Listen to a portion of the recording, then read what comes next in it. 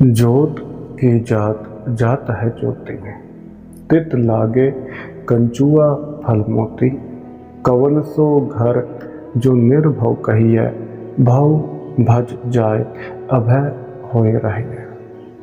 तट तीरथ नहीं मन पति आए, चार अचार रहे और झाए। पाप पुण्य दो एक समान, निज घर पारस तजहु गुण आन। कबीर निर्गुण नाम न रोस, इस परचाय परच रह ईस। सृष्टि ज्योति जायते, ज्योति सृष्टो वर्तते। द्वे फलम ददाति, मिथ्या काचः सच्चः मुक्ता च। निर्भय मुक्तम कव तत्ग्रहम, तत्र भयम निवर्तते। भयम विना जीवति। पवित्र नदी तीरे मनः न शांतम भवति। जनाः शुभा शुभ कर्मसु संलग्नाः तिष्ठन्ति। पापम गुणम च द्वयमपि समानम। सवस् सत्वस्य गृहे दार्शनिकस्य शिला अस्ति। अन्येषां गुणानां अन्वेषणं परित्यजतु। कबीरः हे निरर्थक, मर्त्य नाम भगवतः नाम न हाच। अस्मिन् प्रवृत्तौ भगवतः एतत् मनः प्रवृत्तं कुरुत। कबीर कहते हैं, संपूर्ण सृष्टि प्रकाश से उत्पन्न हुई है और प्रकाश सृष्टि में है। यह दो प्रकार के फल देता है, झूठ और सत्य का। कहता है कि परमात्मा का घर कहां है, कहां तुम्हारा घर है कि जहां पर तुम भय मुक्त हो सको, जहां जाने से सारे भय दूर हो जाए और मनुष्य भय मुक्त होकर अपना जीवन जी सके। पवित्र नदियों के तट पर मन तृप्त नहीं होता। लोग अच्छे बुरे कर्मों में उलझे रहते हैं और पाप और पुण्य दोनों एक ही हैं। तुम्हारे अपने अस्तित्व के घर में ही पारस पत्थर है। अन्य किसी भी गुण की खोज करना त्याग दो। कहते हैं कबीर, अरे निकम्मापना छोड़ मनुष्य, प्रभु का जो नाम है उसको भूल मत जाना। अपना मन इसी कार्य में लगाओ कि तुम परमात्मा को उपलब्ध हो सको। कबीर के ये शब्द बड़े अद्भुत हैं, जिन शब्दों को अगर देखा जाए तो जीवन का सार मालूम पड़ता है। ये शब्द गुरु ग्रंथ में दर्ज है। 336 नंबर पन्ने में लिखा है, लेकिन कई सिख धर्म के ठेकेदार हैं, वो मेरे खिलाफ है, क्योंकि मेरे द्वारा किए गए अर्थ इनके किसी भी टीकाकार के साथ नहीं मिलते हैं। आज तक इनका कोई व्याख्याकार संस्कृत में गुरबाणी का व्याख्यान नहीं कर सका। अभी तो शुरुआत है। जिस दिन ये गुरबाणी को अलग अलग 32 भाषाओं में बोला जाएगा, उस दिन की कल्पना करके सोचो कि इन संप्रदायवादी जो कट्टरवादी हैं, इनका क्या हाल होगा। शायद इनकी सांसें अटकने निश्चित है। अभी तो शुरुआत है। अभी तो संस्कृत, उर्दू, हिंदी का ही प्रयोग किया जा रहा है, गुरुमुखी का प्रयोग किया जा रहा है। आने वाले समय में अलग अलग 32 भाषाओं में बोलेंगे। मैं खुद बोलूंगा। देखते हैं कौन कितना रोकता है, फिर देखते हैं कौन सी एजेंसी मेरा विरोध करती है, कौन सी संप्रदाय मुझे गलत साबित करती है। इनके विद्वानों की थोड़ी हैसियत भी तो देखी जाए। देखते हैं कि कबीर की तरफ कबीर क्या कह रहे हैं। कबीर कहते हैं, संपूर्ण सृष्टि प्रकाश से उत्पन्न हुई और प्रकाश संपूर्ण सृष्टि में विद्यमान है। कबीर बिल्कुल ठीक कह रहे हैं। कबीर का कहना बिल्कुल स्पष्ट है। पूरी जो कायनात है ये विद्युत से हमेशा बन रही है। विज्ञान की भाषा में अगर देखें तो विज्ञान कहेगा कि जब हमने पदार्थ को पहली बार जानने की कोशिश की तो हमने पदार्थ को 98 पार्ट्स में डिवाइड किया, तोड़ा। अलग अलग प्रकार से हमने पदार्थ को 98 टुकड़ों में विभाजित किया। दूसरी बार जब हम पदार्थ को और गहराई में खोजबीन करते हैं तो वहाँ हमें मालूम पड़ता है हमने पदार्थ को 112 टुकड़ों में तोड़ दिया, विभक्त किया। वहाँ से जाना कि नहीं अभी कुछ और शेष है जो अभी जानने योग्य है, अभी हमें पता नहीं लगा। हम पदार्थ को फिर और गहराई में तोड़ते हैं और गहरी छानबीन करते हैं तो पता लगता है पदार्थ को हमने 3 तलों में जाना। पहला था इलेक्ट्रॉन, दूसरा था प्रोटॉन, तीसरा था न्यूट्रॉन। अब जब यहाँ पर भी हमने देखा तो यहाँ पे हमें और भी गहराई का पता लगता है कि नहीं अभी अंतिम विकल्प नहीं आया, अभी कुछ शेष है जो जानने योग्य है। तो हमने पदार्थ को और गहराई में जाना, उसे हम कहते हैं क्वांटा। विद्युत की वो स्थिति जो कभी बिंदु बन जाती है तो कभी वेव बन जाते हैं, कभी बिंदु मालूम पड़ेगी तो कभी सीधी लकीर मालूम पड़ेगी। लेकिन अब इस प्रकाश की विद्युत की जो स्थिति है इसको आप लकीर भी नहीं कह सकते, लाइन नहीं कह सकते, अब आप इसको बिंदु भी ना कर पाओगे। यहाँ से हमें पता लगा कि जिसे हम पदार्थ कहते हैं, मैटर कहते हैं, ये मैटर नहीं अपितु ये एनर्जी का ही रूप है। लेकिन इसकी स्पीड बहुत ज़्यादा होने के कारण हमें चीज़ें ठहरी हुई मालूम पड़ती हैं।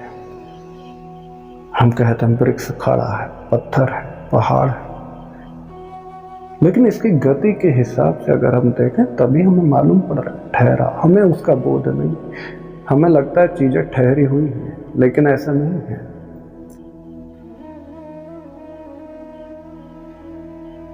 विज्ञान कहता है कि पूरी जो यूनिवर्स है, पूरा यूनिवर्स विद्युत से बन रहा है, बना हुआ है, विद्युत ही विद्युत।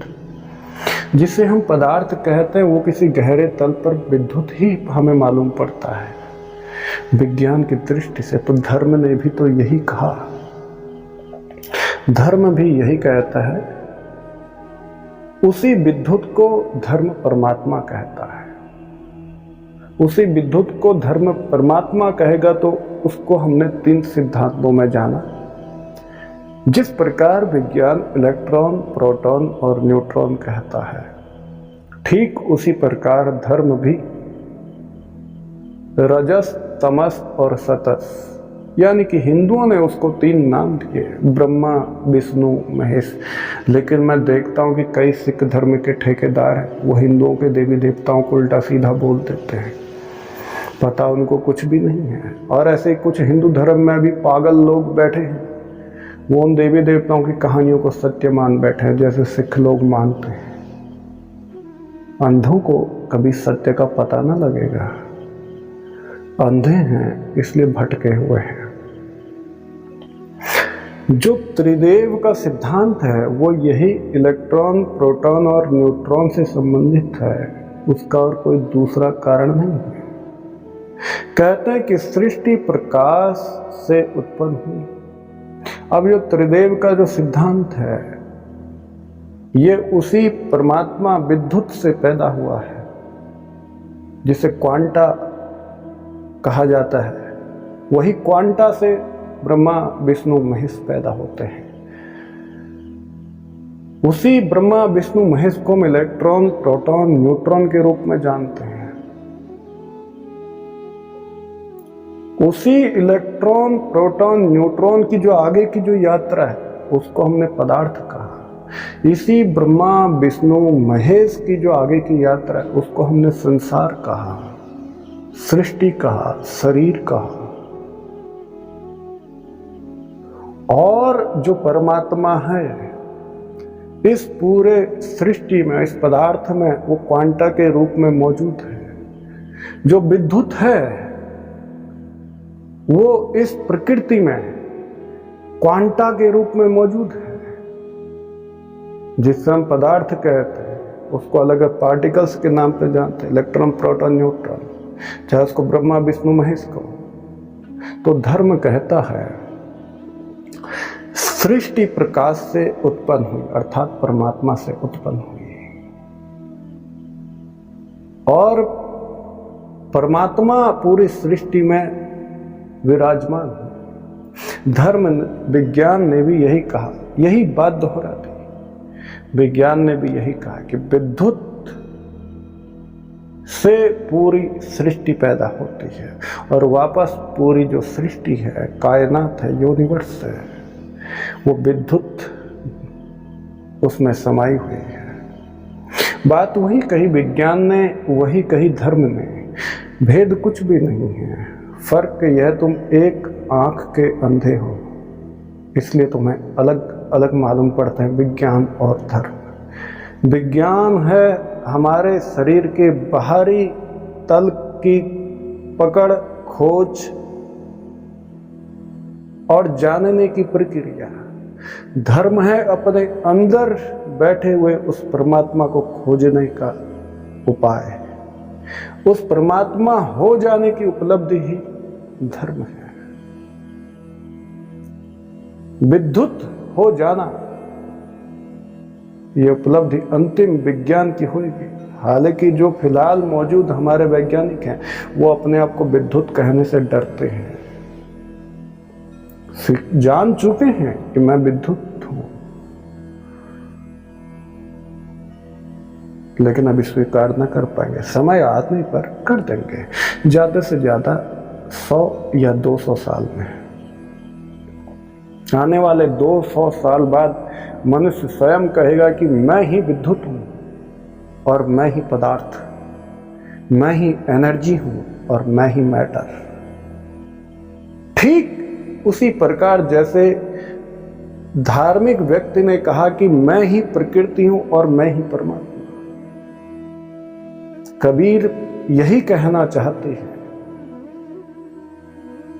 पूरी की पूरी जो कायनात है ये परमात्मा से उत्पन्न हुई है और इस कायनात में वो परमात्मा हमेशा मौजूद है। इसलिए परमात्मा से ही आप पैदा होते हैं और वापस परमात्मा आप सबके भीतर समाया हुआ है। कबीर बस इतना कहना चाहते हैं। लेकिन जो सिख धर्म के तथा कथित धर्म के ठेकेदार बने हुए संप्रदायवाद, जो अक्सर मेरे खिलाफ हजारों प्रोपेगेंडा बनाते हैं, वो इस बात को कभी स्वीकार न कर पाएंगे कि मैं ही परमात्मा हूं। वो कहेंगे परमात्मा कुछ और है। तो ढूंढो कहाँ है परमात्मा। क्या परमात्मा अगर कहीं और है क्या उसको दिखा सकते हो? ना दिखा पाओगे। परमात्मा को खोज पाओगे? कभी ना खोज पाओगे। जो नानक के बारे में कहानी कहती है कि नानक नदी में डूब गए और 3 दिन बाद वापस आ जाते हैं, कहते हैं कि नानक सचखंड गए। ऐसा कभी भी भौतिक तल पर स्वाभाविक नहीं है। ये कहानी है तो झूठी मालूम पड़ेगी। जैसे सिख लोगों में जो कथावाचक है, ये जो कहानी बताता तो झूठी मालूम पड़ती है। अगर इस कहानी को आध्यात्मिक तल पर देखा जाए तो ये बहुत बड़ी और गहरी अनूठी बात है। कोई साधारण घटना नहीं है कि 3 दिन गायब हो जाने का मतलब कोई साधारण मतलब नहीं है। ये 3 दिन का मतलब बस यही है कि आपको इलेक्ट्रॉन, प्रोटॉन, न्यूट्रॉन, मैं ही ब्रह्मा, मैं ही विष्णु, मैं ही महेश, मैं ही विद्युत हूं, तो मैं ही परमात्मा हूं का बोध हुआ। अहम ब्रह्मास्मि जिसको हिंदू कहते हैं, उसका बोध नानक को हुआ। मंसूर जो कहता है अनल हक, नानक उसी तरफ अग्रसर हुए इन 3 दिनों में। लेकिन जो तथा कथित अपने आप को विद्वान कहने वाले सिख धर्म के प्रचारक हैं, वो कभी इस 3 दिन की कहानी को सुलझा ना सकेंगे। मैंने अपने पिछले व्याख्यान में ये 3 दिनों के संबंध में बात कही थी।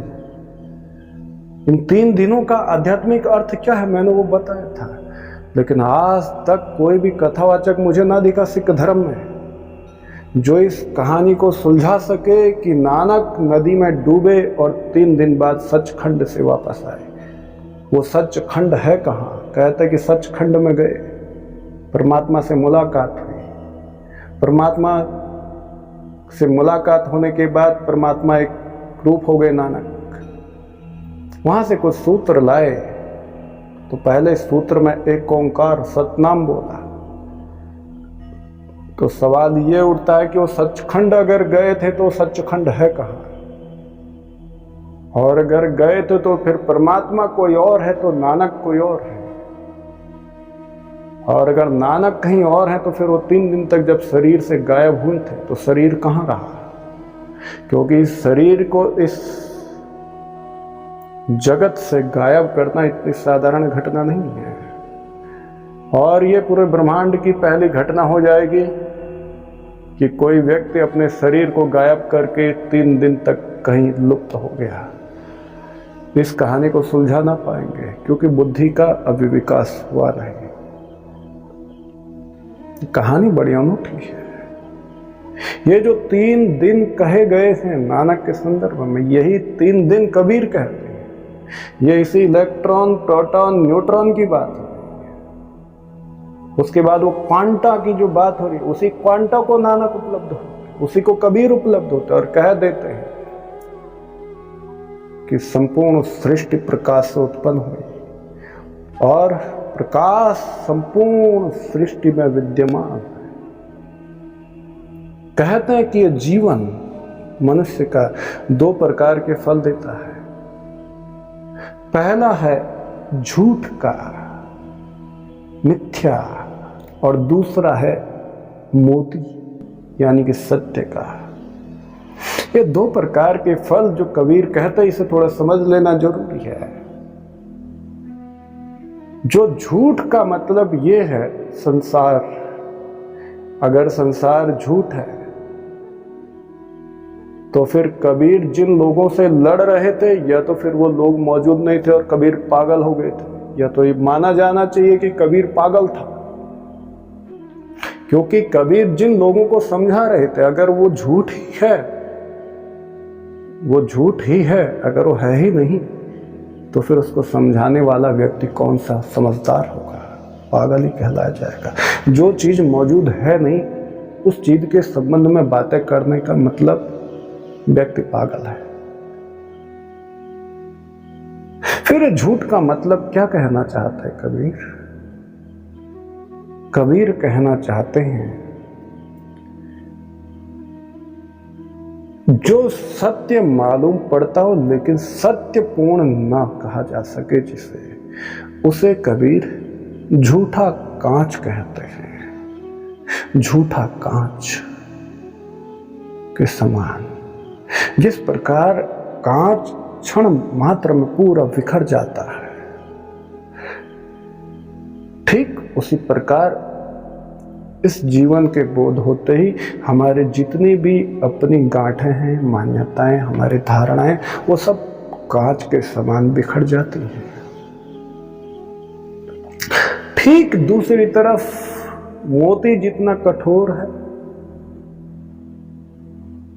कीमती है मनुष्य के जीवन में, ठीक उतना ही कीमती मनुष्य का जीवन तब मालूम पड़ेगा कि जब वो चारों तरफ परमात्मा ही परमात्मा देख पड़े। अब यहां मृत्यु जैसी कोई घटना न घटेगी। मृत्यु घटना तभी तक घटेगी जब तक तुम्हारा जीवन कांच के समान है, उससे पहले नहीं और उसके बाद भी नहीं। कहते हैं कि मरने से पहले और मरने के बाद तुम कहाँ रहोगे, कहाँ से आए कहाँ चले जाओगे। कहते हैं कबीर, कहते कि वो घर कहाँ है जहाँ सारे भय मुक्त हो जाते, सारे डर विलीन हो जाते। अब तुम्हें किसी भी प्रकार की कोई डर नहीं रहेगी, कोई भय नहीं रहेगा, कोई कामना नहीं रहेगी, कोई जिज्ञासा ना रहेगी, कोई लालसा भी ना होगी। कहते हैं कि वो कौन सा घर है जिसे कहा जाए कि भय मुक्त घर है।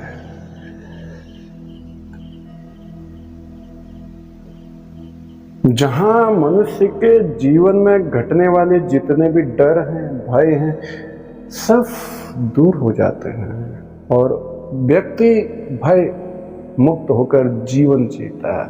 वो घर कहाँ है? वो है शून्य उपलब्धि की बात कहते हैं कबीर। वो घर का मतलब है आकाश। आकाश का अर्थ है शून्य हो जाना। शून्य आप तभी होते हैं जब आप द्विज को भी स्वयं में जान सके। स्वयं के बोध से जैसे ही सर्वत्र का बोध होगा तो पूरे जीवन के जितने भी भय हैं, लालसाएं हैं, जिज्ञासाएं हैं, मान्यताएं हैं, धर्म ग्रंथ इत्यादि हैं, गुरु पीर पैगंबर, सब मिट जाते हैं। अब कोई डर ना रहा, क्योंकि अब जीतने का सवाल भी ना बचेगा।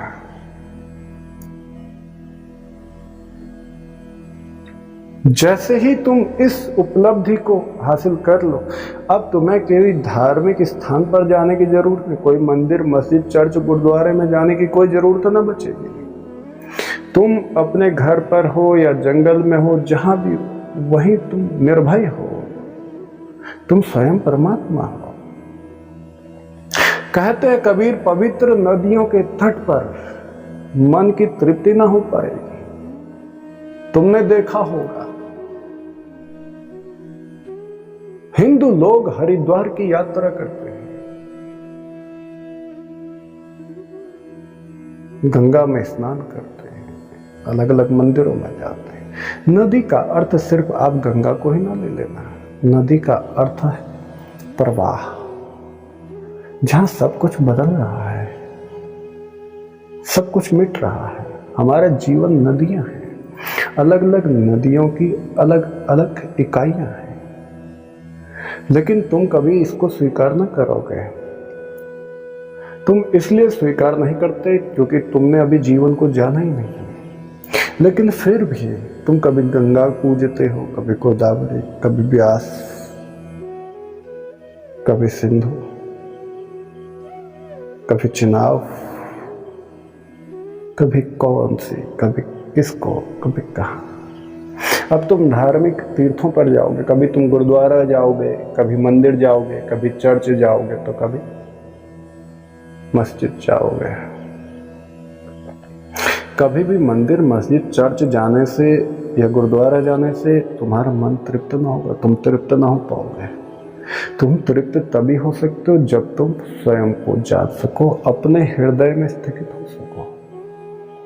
क्योंकि जिन्हें तुम धार्मिक स्थान कहते हो, वहां धार्मिकता कहीं तुम्हें दूर दूर ना मिलेगी। वहां सब दिखावा मिलेगा, पाखंड मिलेगा परमात्मा के नाम पर, धर्म के नाम पर, धर्म ग्रंथों, शास्त्रों और किताबों के नाम पर। वहां चोर, लुच्चे, लफंगे तुम्हें मिलेंगे।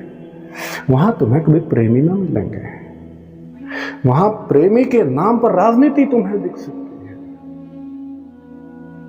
अपने अपने धर्म, अपने किताब, अपने ग्रंथ, अपने गुरु पीर पैगंबरों को महान दिखाने वाले, समझाने वाले, बताने वाले, साबित करने वाले वहां पागल मिल सकते हैं, लेकिन वहां कभी तुम्हें प्रेमी ना मिलेंगे। वहां कभी प्रेम तुम्हें मिलेगा ही नहीं, तो परमात्मा होगा कैसे? वहां जलन मिलेगी, ईर्ष्या मिलेगी, दिखावा मिलेगा, सब कूड़ा कचरा। उन धार्मिक स्थानों पर अच्छे बुरे कर्मों में उलझे हुए लिप्त लोग तुम्हें दिखाई पड़ते हैं। कोई तुम्हें मालूम पड़ेगा बड़ा अच्छा है, अच्छा काम कर रहा, कोई लगेगा तुम्हें बड़ा बुरा काम कर रहा। गुरुद्वारे में जाते हो, मंदिर में जाते हो, मस्जिद में जाते हो, चर्च में जाते हो, तुम्हें लगता है कोई अच्छा काम कर रहा है, सही कर रहा है, कोई बुरा काम कर रहा है, गलत कर रहा है। अब तुम वहां भी वही छानबीन पर लगे हो, वही राजनीति पर, वही वकालत, कहते हो तुम धार्मिक स्थान पर गए, वहां भी जब वकालत ही शुरू हो गई तो फिर वहां परमात्मा होगा कैसे? जहां कोर्ट कचहरी शुरू हो जाए, क्या वहां परमात्मा होगा? कभी ना हो पाएगा। आप क्या वहां परमात्मा हो पाओगे? कभी ना हो पाओगे। क्या तुम अपने जीवन में वहां प्रेमी बन पाओगे? वहां प्रेम ही ना मिलेगा, वहां कटुता मिलती है। प्रेम के नाम पर वहां शब्द मिलते हैं मीठे मीठे। मारवाड़ी लोग जैसे शब्द इस्तेमाल करते हैं, ठीक वैसे ही शब्द उन धार्मिक स्थानों पर मिलते हैं। अपना व्यापार चलाते हैं वहां लोग। व्यापारियों का काम है मीठे मीठे शब्दों का इजाद करना। कहते हैं कबीर के जीवन में पाप और पुण्य जैसे कोई दो चीजें नहीं है। पाप और पुण्य दोनों एक ही है, एक ही वृत्ति की दो अलग अलग परिधियां। तुम कभी उन पाप और पुण्य की लकीर को कभी देखोगे तो तुम मालूम पड़ेगा तुम वृत्त की अलग अलग परिधियों को देखकर, वृत्त एक है। स्त्री और पुरुष कोई दो नहीं है, स्त्री और पुरुष एक ही विद्युत के दो अलग अलग रूप हैं। ठीक उसी प्रकार पाप और पुण्य भी दोनों एक है। तुम्हारा जो अस्तित्व रूप में जो ये घर है, इसी में तुम्हारा पारस का पत्थर है जिससे तुम सब कुछ सोना बना लेते हो। वो पारस का पत्थर तुम्हारा प्रेम, तुम्हारा हृदय है। तुम बाकी किसी भी चीज की खोज करना त्याग क्यों नहीं देते? लेकिन तुम त्यागोगे नहीं क्योंकि तुमने परमात्मा को खोजना है। जैसे तुम्हारा परमात्मा कहीं मर गया हो, कहीं खो गया हो। परमात्मा कभी मरा नहीं है, परमात्मा कहीं खोया नहीं, कोई वस्तु नहीं है जिसे तुम खोज लोगे। परमात्मा पत्थर नहीं है, परमात्मा कोई चमड़े का टुकड़ा नहीं है जो तुमने कभी पकड़ लिया, कहीं गिर गया, खो गया रास्ते में, अब उसको तुम चले ढूंढने, खोजने। परमात्मा शाश्वत, ये यथावत अस्तित्व है। अस्तित्व बोध ही परमात्म बोध है। कबीर कहता है मनुष्य इतना निकम्मा है कि अपनी राजनीति में, अपनी वकालत में, अपने धार्मिक स्थानों में परमात्मा को ढूंढने की कोशिश करता है। हालांकि परमात्मा कभी किसी धार्मिक स्थान में रह नहीं सकता, क्योंकि धर्म का कोई स्थान बनाया नहीं जा सकता। और दूसरी बात यह है, अगर तुम परमात्मा का स्थान बना सको तो फिर इसका मतलब ये है कि परमात्मा तुमसे छोटा है।